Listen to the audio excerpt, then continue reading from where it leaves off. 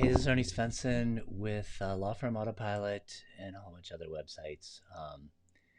Not that one because that actually reroutes to lawfirmautopilot.com. But anyway, what I want to talk to you about is the coronavirus and all this stuff that's happening and how to filter through all the information that's swirling around to focus in on the stuff you want. I've already done some other presentations, some videos about this, working remotely and using Twitter and stuff like that. But what I want to focus on here now is something that I saw in Katrina when I went through that, and then now it's even more prevalent because there are more people online talking. Social media has developed more and everything else, and there's always really good information out there, and then there's a lot of information that's either not good or just simply not relevant to you in where you are now and things like that. And so the most important resource you have is your time. You can only pay attention to so many things. You only have so many time, so many hours in a day that you can be awake and paying attention to stuff. And you could win the lottery and have a lot of money, but you're not going to win the lottery and have extra time. So you have to be very efficient with your time. That's what successful people know how to do. And it's really important at this time that you don't get distracted with stuff that isn't going to help you a lot with your practice or whatever thing that you need to focus on. Maybe it's taking care of yourself or whatever. But let's just, think about lawyer stuff and law practice. So there are two kinds of information, that I categorize. The one is just in case information, and that would be information like, well, that's good, I might need that, or I'm going to need that down the road. I'm going to use that, and so we'll sign up for a course or we'll do something or buy a book or something and think, I'm going to use that. I know I don't have time for it now, but I'm going to get to it. Well, of course, you're not going to get to it, right? Or probably you're not going to get to it. So what you need is information that you can quickly access or that shows up or is efficiently available to you at the moment you need it the most or at the moment you're most interested in it, right? And so that's how I kind of, structure my world. I'm like, how can I get just in time information and then push away the just in case information as much as possible, because I know realistically I'm not going to return to it, not going to return to it the same enthusiasm, or may never return to it at all. So then I've wasted any energy paying attention to it or buying the book that I'm not going to read or whatever, right? So I the way I'm going to help the most number of lawyers, because my goal is like, okay, how can I help these lawyers that went through what I went through in Katrina? And in Katrina, I had certain tools that I could use to help the people I was trying to help, which in that case was mostly the people in the law firm that I worked at. And, they were willing to try new things and use technology up to a point. But then as soon as Katrina, the horror of it passed after, a month or two, they went back to, saying, oh, yeah, everything's fine. We don't need to worry about being paperless, or we don't care about technology. So that's one reason why I left the firm, was like, I just can't, I'm not going to try to help people that don't want to be helped. But I've learned you have to be careful about helping the right people. So the way I'm going to help the most number of people is through my Slack community. So Slack is a tool that I've talked about elsewhere. It's something that some law firms could benefit from. The bigger you are, the more you can benefit from it. But even smaller firms are starting to use it. Lee Rosen's firm, which he doesn't own anymore, is a pretty small firm. He used it, talked about it. That's what got me awakened to the idea that it could be something useful.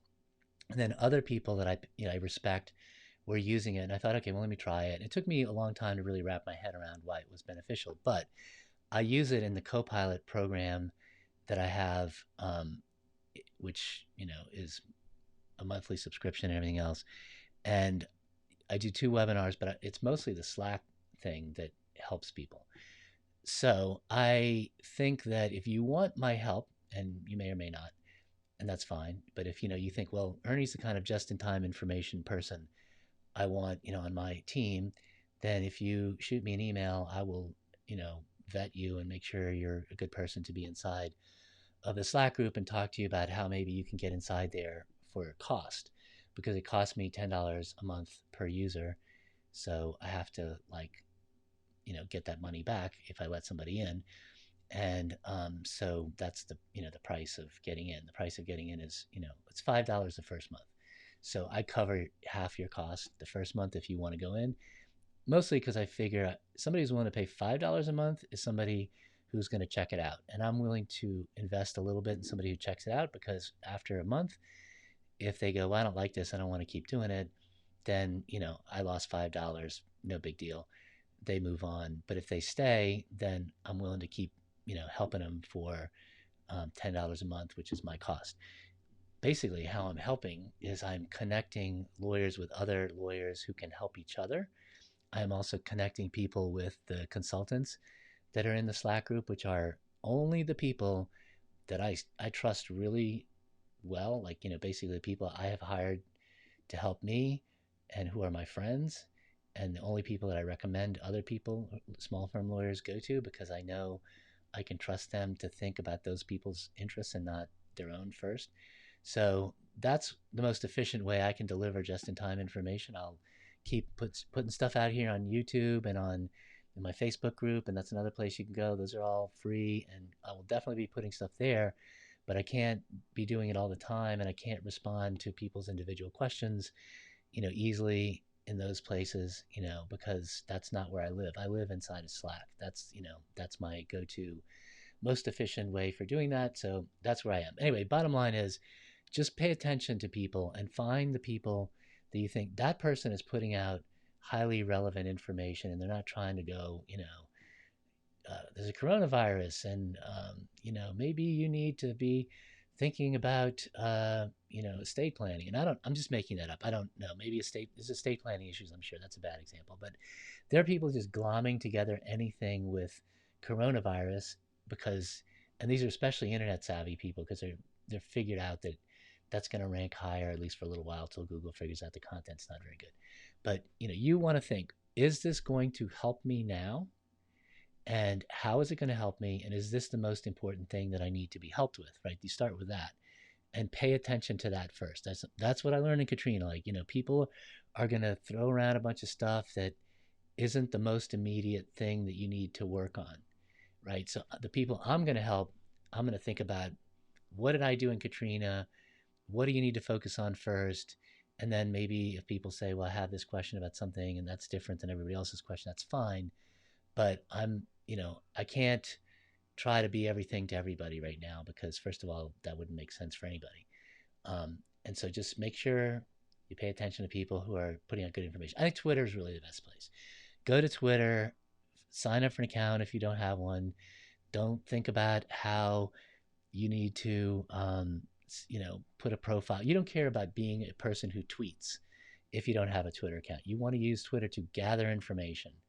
And I will put a link below this to a resource page that I've set up, where I've started to curate Twitter accounts, Twitter lists that people should follow and stuff like that. It's basically a resource page that people ask me to set up for non-lawyers, and I figured I'd just set it up for lawyers and non-lawyers. So there's 2 sections, and that way, again, I can help more people more easily.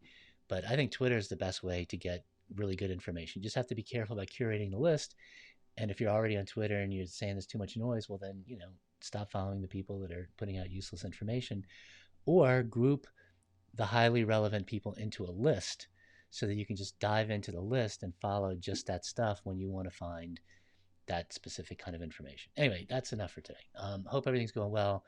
If you have any questions or anything like that, you can shoot me an email at ernie@lawfirmautopilot.com. And I'm looking forward to helping you as much as I can. All right, take care.